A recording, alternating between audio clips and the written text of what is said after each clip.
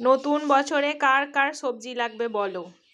এখানে আমাদের নতুন সবজি বিক্রেতা সবজি বিক্রি করতে বসেছে। টমেটো আছে, বিনস আছে, গাজর আছে, কাঁচা লঙ্কা আছে, কুমড়ো আছে, বেগুন আছে। কার কার লাগবে তোমরা সবাই তাড়াতাড়ি চলে এসো। এই যে সবজি কাকিমা, কত করে সবজি?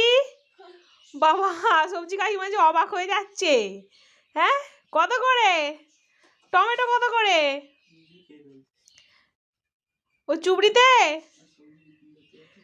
আর এখানে প্রত্যেকটা সবজি মানে যেটা ওনার বেশি পছন্দ সেটা হচ্ছে টমেটো। উনি টমেটো খুব ভালোবাসেন।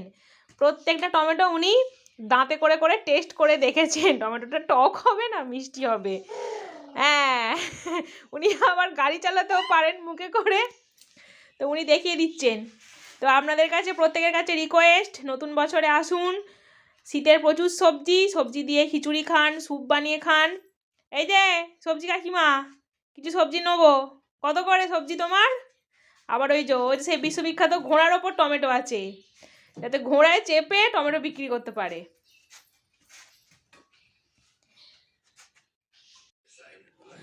সবজি কাকিমা আবার সবজি বিক্রি করতে করতে ক্লান্ত হয়ে গেছে।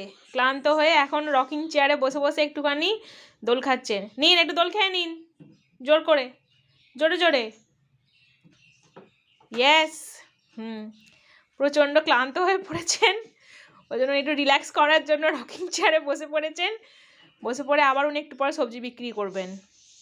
তো এখনও সময় আছে, চলে আসুন সবজি নিতে।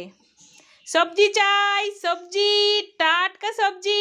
কার কার লাগবে সবজি? চলে আসুন সুমিত চক্রবর্তীর বাড়িতে।